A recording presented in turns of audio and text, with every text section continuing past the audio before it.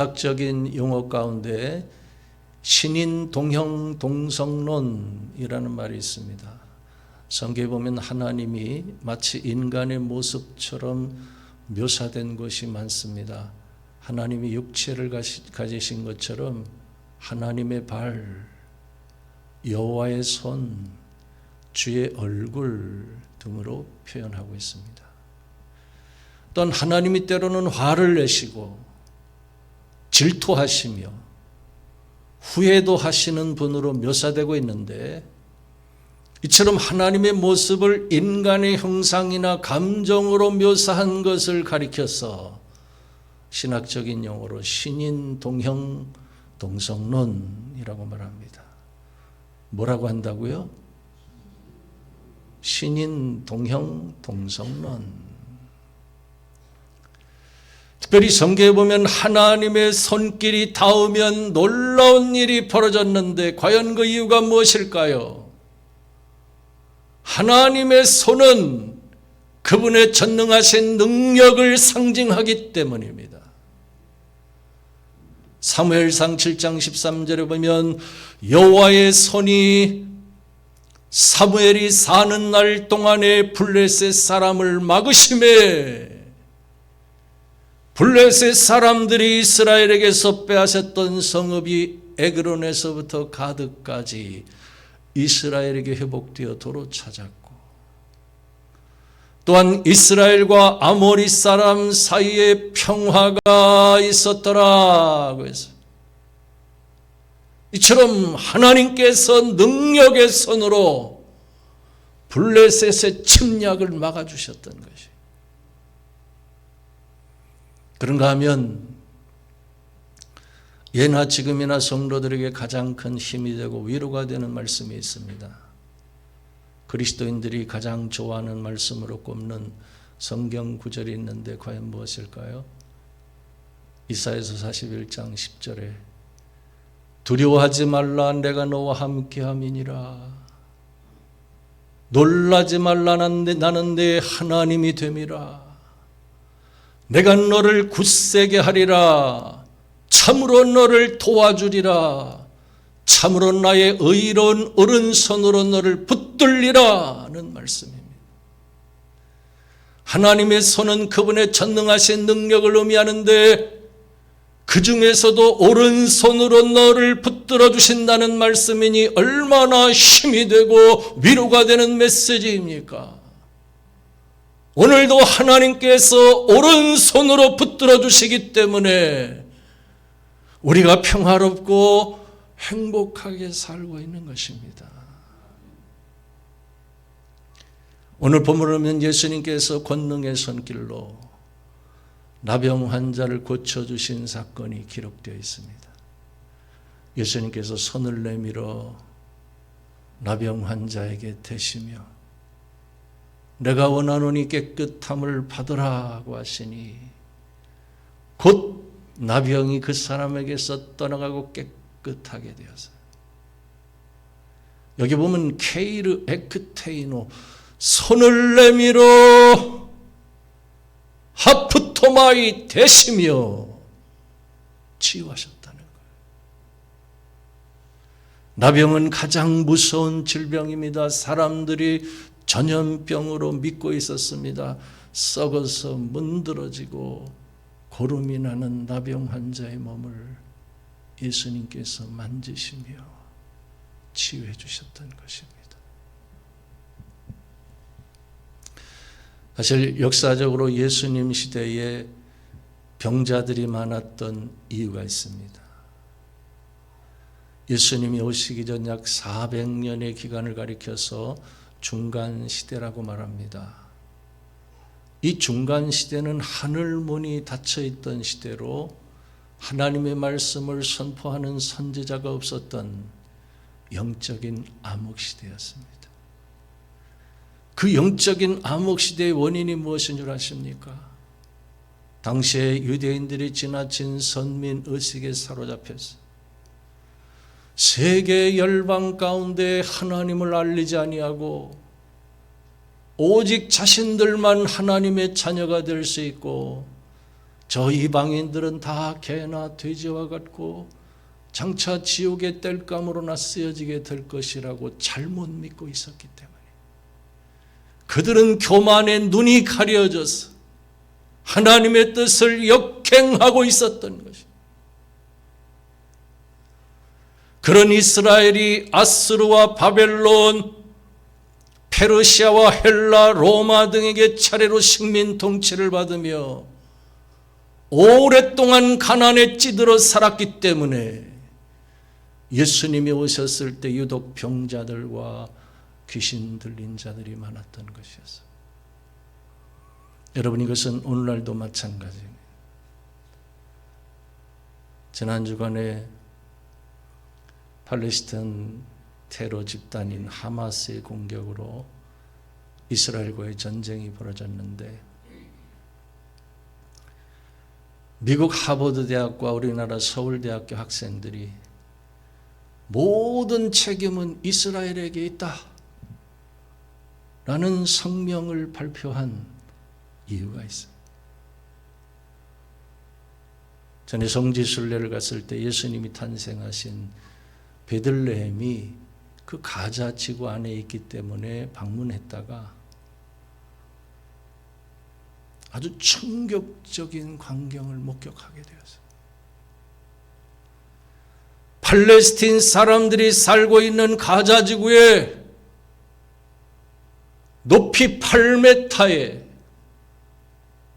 길이 65km나 높은 장벽이 둘러싸여 있었어요. 그런 광경은 태어나서 단 한 번도 본 적이 없었어요. 높이 8m의 장벽이 65km. 별로 놀라지도 않으시네요. 아니, 이스라엘 사람들이 얼마나 잔인한 것입니까?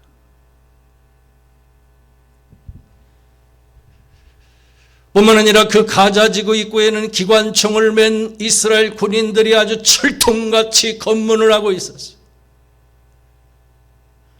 그런 가자 지구 안에 있는 팔레스틴 사람들은 거대한 감옥 안에서 살고 있었던 것이.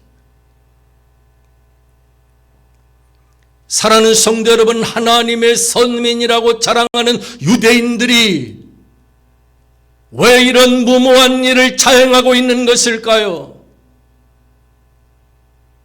그것은 예수님의 사랑과 용서를 알지 못해 아직도 철저하게 눈은 눈으로, 이는 이로, 손은 손으로, 발은 발로, 된 것은 된 것으로, 상함은 상함으로, 때린 것은 때림으로 갚는 이 율법에만 사로잡혀 있기 때문에,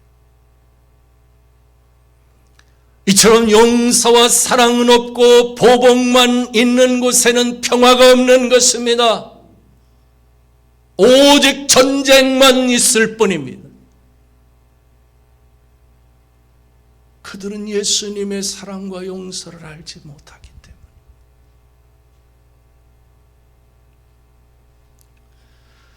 역사적으로 1세기에도 그런 전쟁의 고통 속에서 여러 강대국들에게 차례로 식민 통치를 받고 있던 이스라엘 땅에 예수님이 오셔서 오늘 본문의 나병 환자에게 손을 대시며 치유해 주셨던 것입니다.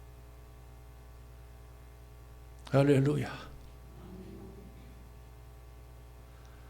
그렇다면 과연 여러분은 지금도 이런 치유의 기적이 일어나고 있다고 믿으십니까? 성자 하나님이신 예수님은 어제나 오늘이나 영원토록 살아계셔서 역사하시는 분이기 때문에 지금도 이런 치유의 역사들이 동일하게 일어나고 있는 것입니다. 이 사실을 믿으시면 아멘 해보시기 바랍니다.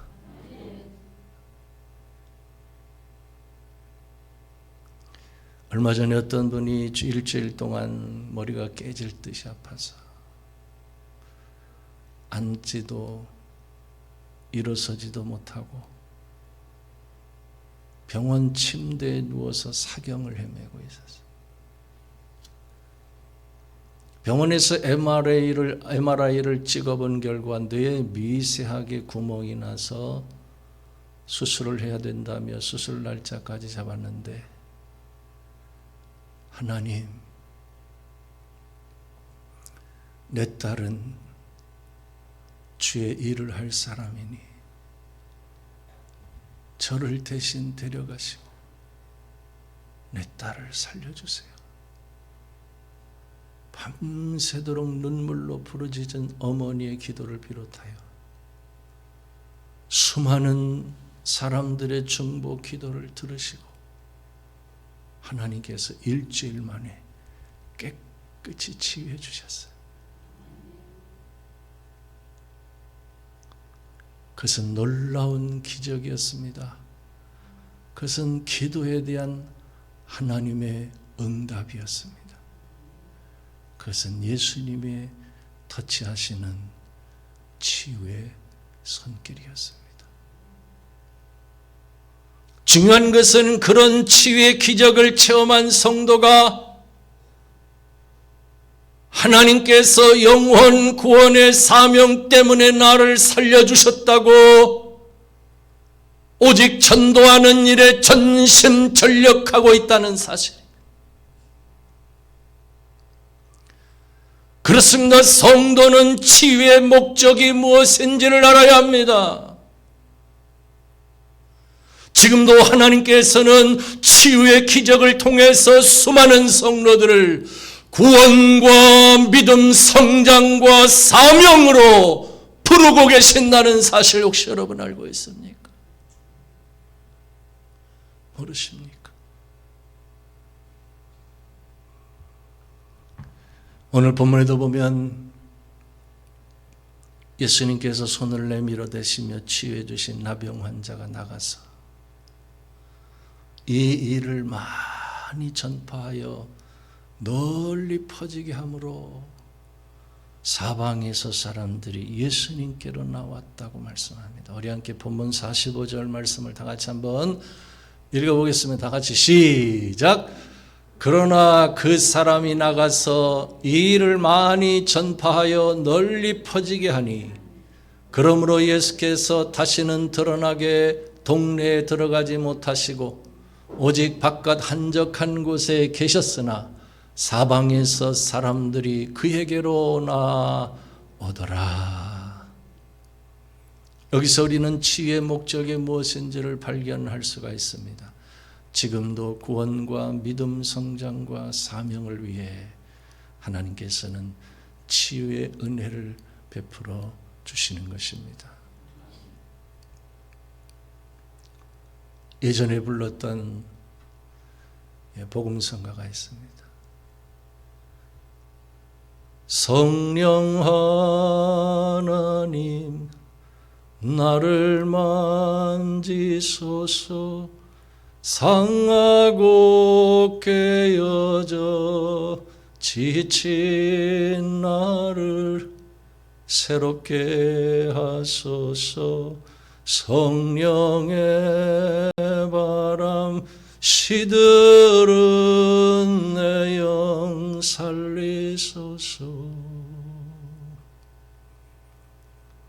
우리 교회 어떤 성도님이 찬양을 부를 때 정말 하나님께서 나를 만져주시는 체험을 통해 병이 나았다며 그 터치의 순간을 영원히 잊을 수 없을 것이라고 간증을 했어요.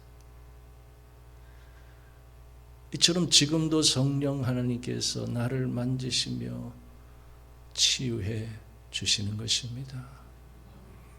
문제는 치유의 목적이 무엇인지를 알아야 한다는 거예요. 신학자 자크 엘룰은 이런 말을 했습니다. 치유란 언제나 육체적인 동시에 영적이다.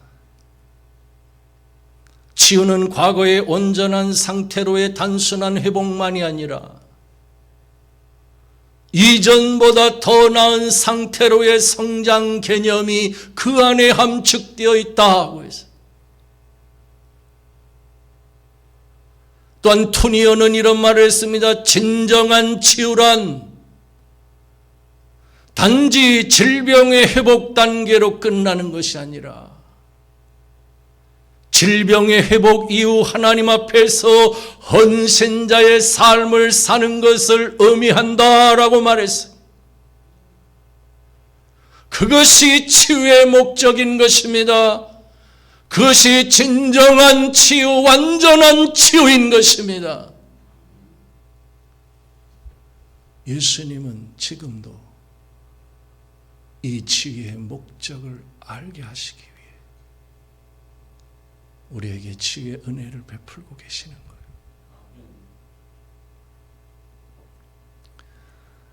전에 송내중앙감리교회에서 전임 전도사로 사역할 때 한 집사님이 이런 간증을 했습니다. 돈에 대한 지나친 욕심 때문에 오직 사업에만 몰두하다 보니 예수님을 떠나서 살다가 어느 날 병원에서 암 진단을 받은 뒤에 깨닫고 주님께 돌아오게 되었습니다. 어느 날 금요 철야 기도회 때 그 집사님이 눈물을 흘리면서 간증을 했어요. 그때 저는 새벽 기도회 차량을 운행했었는데 그 집사님이 역곡동에서 송내동까지 새벽 기도를 빠지지 않고 다녔어요. 교회에서 드리는 모든 예배에 참석했어요. 이처럼 뜨겁게 신앙생활을 하다 보니 하나님께서 기적같이 다시 사업을 할 수 있도록 길을 열어주셨어요. 그렇다면 하나님께서 베푸신 은혜를 알고 신앙생활에 더 열심을 내야 하지 않겠습니까? 그런데 어느 날부터 새벽에 그 집사님이 보이지 않기 시작했어요. 점점 수요예배, 금요 철야 기도에도 보이지 않더니 나중에는 주일 예배도 참석하지 않았어요. 그러던 어느 날 갑자기 그 집사님이 쓰러져서 서울대학병원 응급실에 실려갔다는 소식을 들었고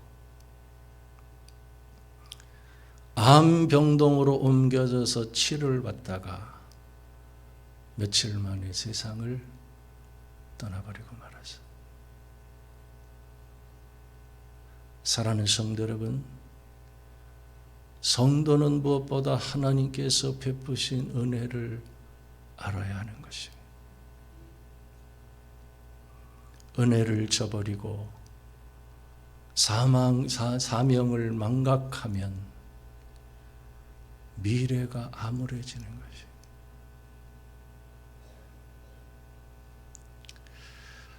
아프리카 선교의 아버지라고 불리는 리빙스턴은 신학을 공부한 뒤에 27세 어린 나이에 아프리카로 떠나서 29,000마일을 연행하며 아프리카 선교 지도를 만들면서 많은 시련을 겪었어요. 그는 여러 번 풍토병에 시달려야 했고 적대적인 원주민들에게 폭행을 당하며 여러 번 죽을 고비를 넘겼고 한 번은 사자에게 왼쪽 어깨를 물려서 크게 부상을 당했음에도 불구하고 기적같이 살아나는 체험을 한 뒤에 이런 유명한 말을 남겼습니다. 사명자는 그 사명을 이루기까지 결코 죽지 않는다. 반면에 이 말은 은혜를 저버리고 사명을 망각하면 그 즉시 하나님께서 데려가신다는 말이 되는 것이에요. 오늘 이 설교를 듣는 여러분 모두가 하나님의 은혜로 구원과 믿음 성장과 사명으로 부르심을 받은 자들로서 은혜를 망각하거나 사명을 저버리지 말고 충성스럽게 감당하는 성도들이 되실 수 있기를 주님의 이름으로 축원합니다. 두 번째, 예수님은 나병 환자의 믿음을 보시고 항상 하는 말처럼 나병 환자의 믿음을 보시고 고쳐주셨어요. 당시 유대인들은 나병 환자를 가리켜서 하나님께 저주를 받은 자들이라고 정죄하며 멀리했습니다. 나병 환자들은 가족과 친지들을 떠나 마을로부터 격리를 당했고, 어쩌다 사람을 만나면 부정하다, 부정하다, 부정하다 소리를 질러 자신이 나병 환자임을 알려야 했습니다. 그런 나병 환자가 예수님의 소식을 듣게 되었습니다. 저 나사렛에서 세운 예수라는 사람은 장님, 귀머거리, 안전뱅이, 중풍병자 등 모든 병든 자들을 고치고 더러운 귀신 들린 자들을 고쳐주신다는 그런 놀라운 소식을 전해 듣게 되었습니다. 그 소식을 들은 한 나병 환자에게 큰 믿음이 생겼어요. 그는 용기를 내어 예수님께 와서 꿇어 엎드려 간구합니다. 원하시면 저를 깨끗하게 하실 수 있나이다.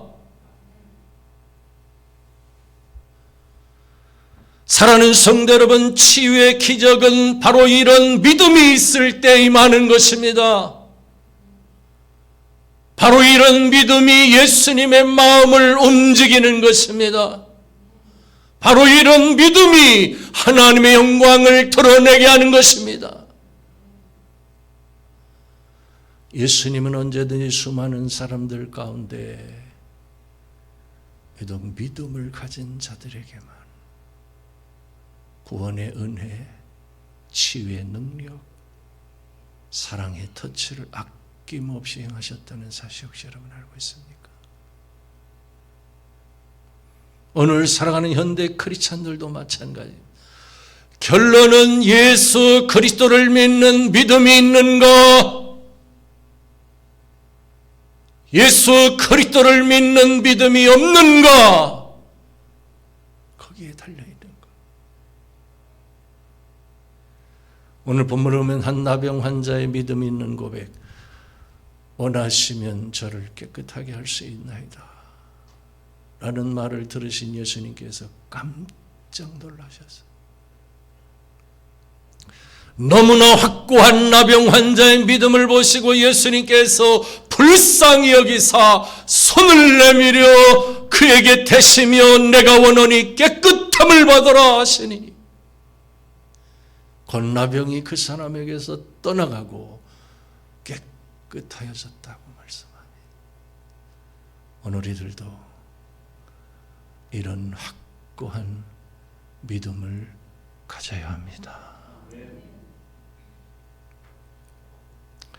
고린도후서 13장 5절에 보면 너희는 믿음 안에 있는가 너희 자신을 시험하고 너희 자신을 확증하라고 말씀했는데,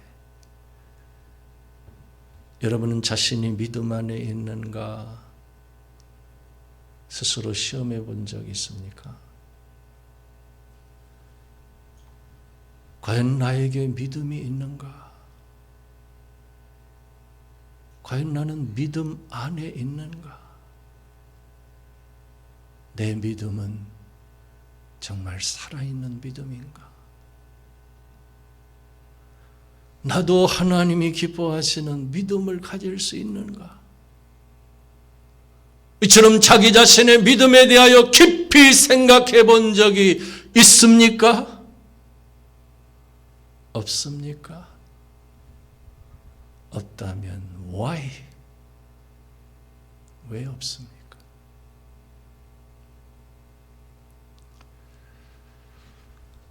복음서에 보면 우리의 믿음은 형제를 용서하는 것과 매우 관련이 깊은 것으로 말씀해 주고 있어요. 예수님께서 제자들에게 말씀하시기를 너희는 스스로 조심하라. 만일 내 형제가 죄를 범하거든 경고하고 회개하거든 용서하라. 만일 하루에 7번이라도 내게 죄를 짓고 7번 내게 돌아와 내가 회개하노라 하거든 너는 그를 용서하라.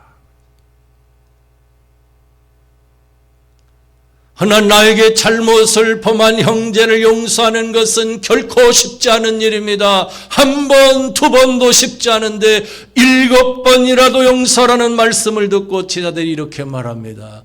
주여 우리에게 믿음을 더하소서. 우리에게 믿음을 더하소서. 그렇습니다. 오늘 나에게 믿음이 없다고 느껴진다면 나도 하나님이 기뻐하시는 믿음을 갖고 싶다는 마음이 있다면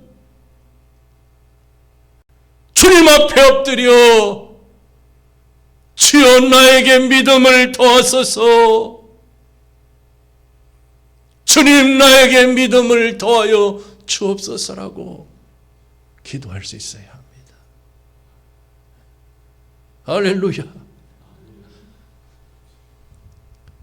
끝으로 부모에게 있어 가장 안타깝고 가슴 아픈 일은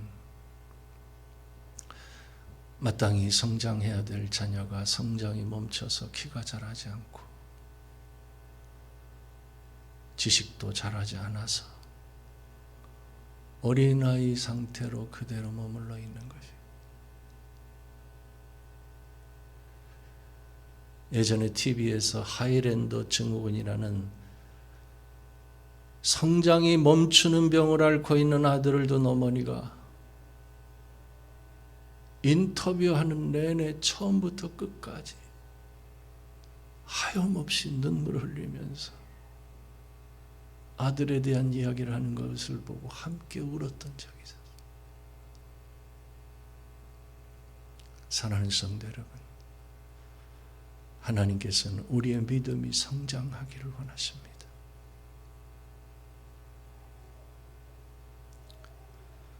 우리가 다 하나님의 아들을 믿는 것과 아는 일이 하나가 되어 온전한 사람을 이루어 그리스도의 장성한 분량이 충만한 데까지 이르기를 원하신다고 성경은 말씀합니다. 그런 하나님 아버지의 마음을 헤아리고 믿음이 성장하기를 위해서 최선을 다하는 성도가 되어야 합니다.